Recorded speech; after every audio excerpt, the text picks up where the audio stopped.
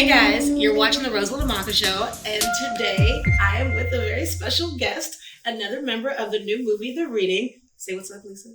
What's up? Are you excited?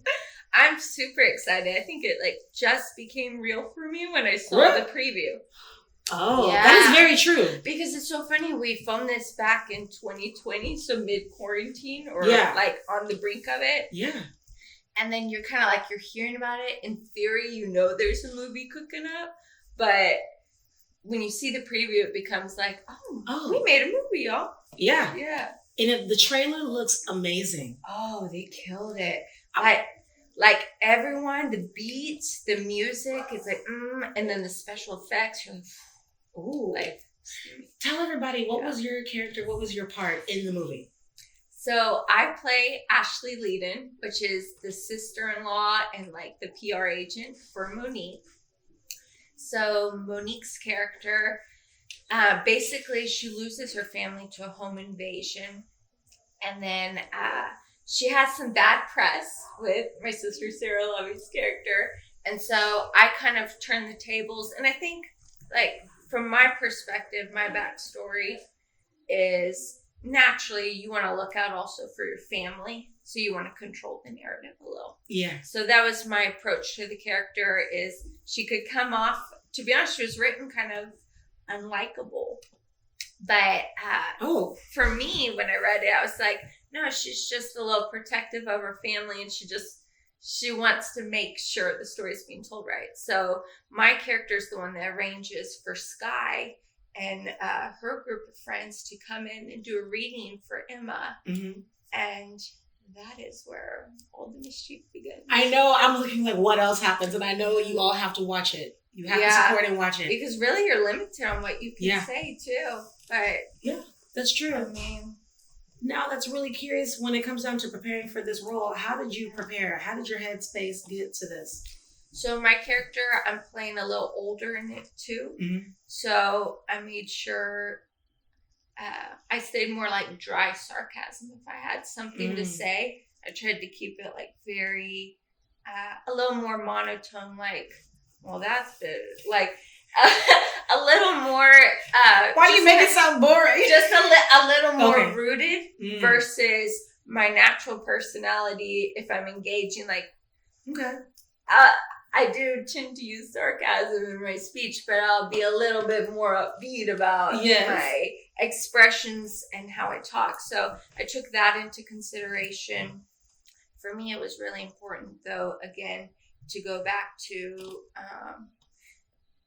trying to get to the heart center of why this character is the way she is. Because, again, she was written in a way that when people read her, they're like, I don't know. I don't know about her. One. Yeah, I don't know that. So for me, I had to look at it and say, because if you're playing a role, you have to have compassion and empathy for why they are the way they are. You can't judge a character and play at the same time.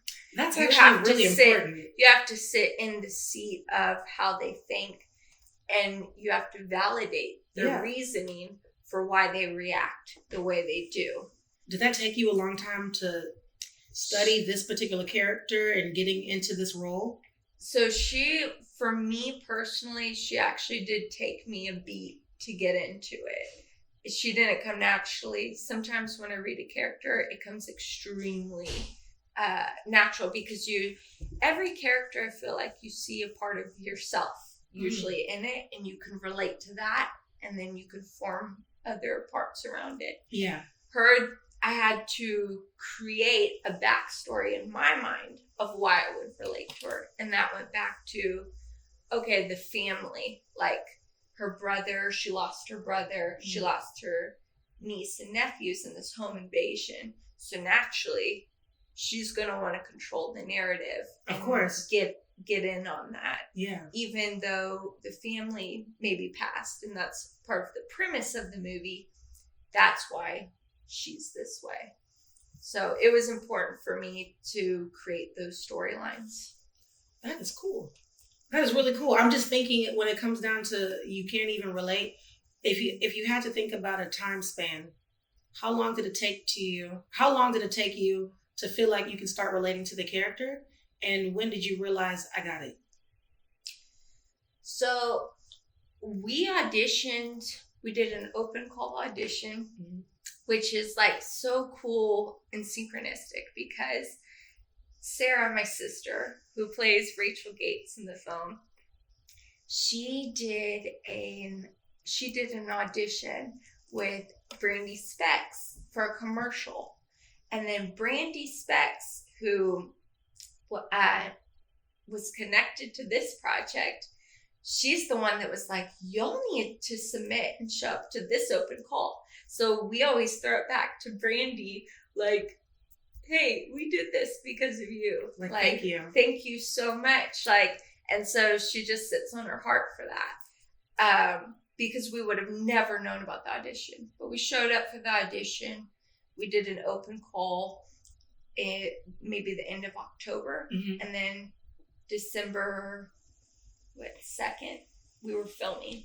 So it was a quick turnaround from the time of audition to the time we were filming. But I would say it was probably like the third time I read the script that I was no longer trying to find her. I just settled into it. Once I created the backstory and I created the whys at the root of it, then the rest is easy. And the thing is, that's the same thing for memorizing lines or tapping into emotion. Yeah. For me to tap into emotion or to memorize lines, I can memorize fast and I could tap into emotion fast if I just put myself in the empathic perspective of she's feeling this. Like, I would just naturally feel this.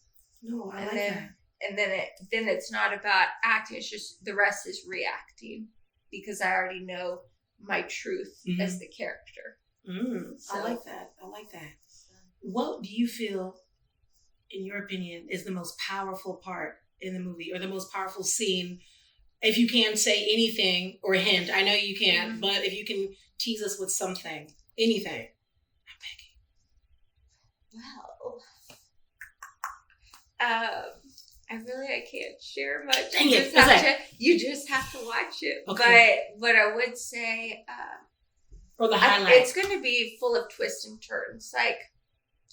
And I feel like what would be the most powerful scene for me would be different for each person because we each have our own story, experiences. But I can't really share that because that might,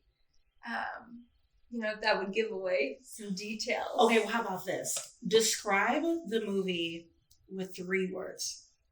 3 is my favorite number. I love 3. Just like, 3's a charm. Yeah. We grew up like 3 boys, 3 girls. So really? Yeah. Yeah. Oh, wow. Well, dad, 2 brothers, mom, 2 girls. So I like that. Maybe not 3 boys, 3 girls. So but I love 3. It's like lucky.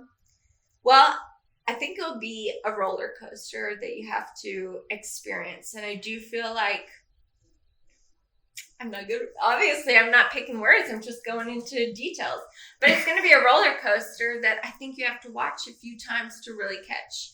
And I think those are the ones that stick with you. Yeah. I could speak for me. Like, my favorite suspense movies are from the 90s. Like, 90s, early 2000s.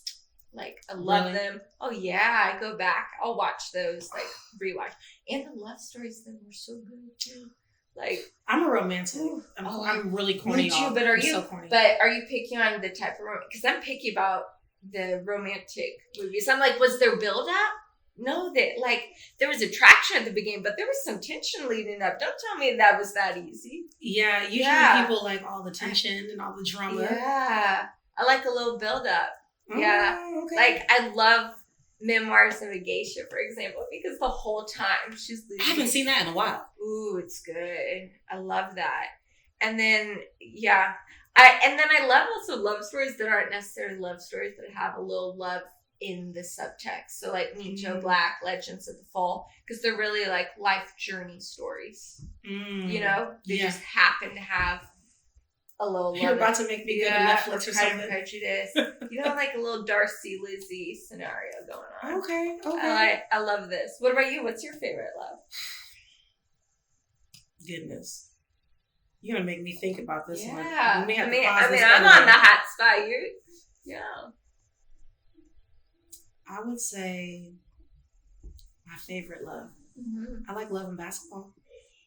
That was a good, but there was build up in that too. Yeah. Because they were like friends.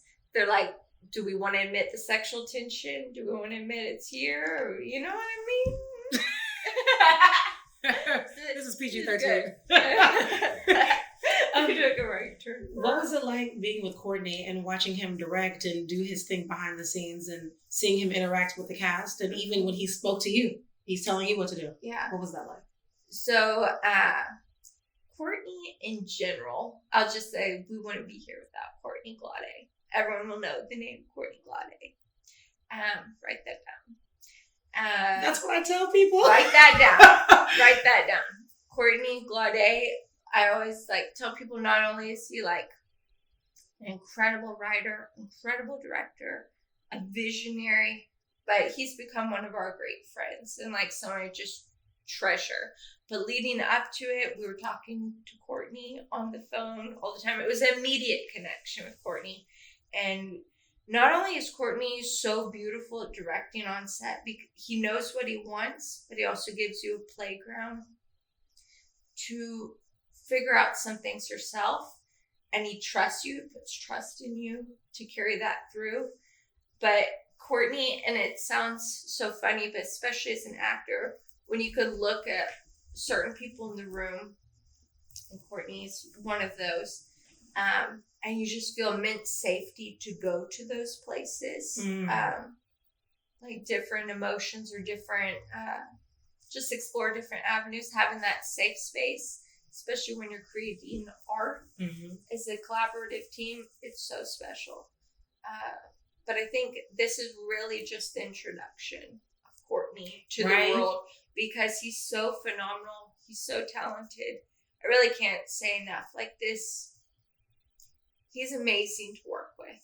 And he really is, y'all. She is not lying. Amazing. He will speak life into everyone that he comes in contact with. Yeah. Even whenever. It's such a beautiful energy, right? When I first met him, I remember exactly where I met him. As soon as he opened his mouth and he started talking, I was like, who is he? Yeah. And just ever since. Like, and we were teasing about it off camera, but literally, it's so funny. Like, he has like all these tats, and then he smiles, he talks, and you're like, teddy bear. Like, he's just, I mean, he's a joy to not only work with, but again, as a human being. Like, I just love Court. I love it. Yeah. Like, nothing but love. Yeah. The whole team. Everyone did phenomenal. New beginnings. Yeah. 2023 and beyond. Yeah. Congrats. Yeah. Thank you. Congrats. Man. Thank you. Y'all. That is it. Lisa. She came to visit. Thank you for watching the Rosalind Maka Show. See you next time. I don't want to do this anymore. Remember that guy, Johnny. What happens when they touch you? Emma Leeden. She's an author. What's the catch? Emma, Sky's the one doing your reading today. I've heard some amazing things about you. How did you do that? We gotta snap her out of it. Sky? Hey, Mommy. What you doing?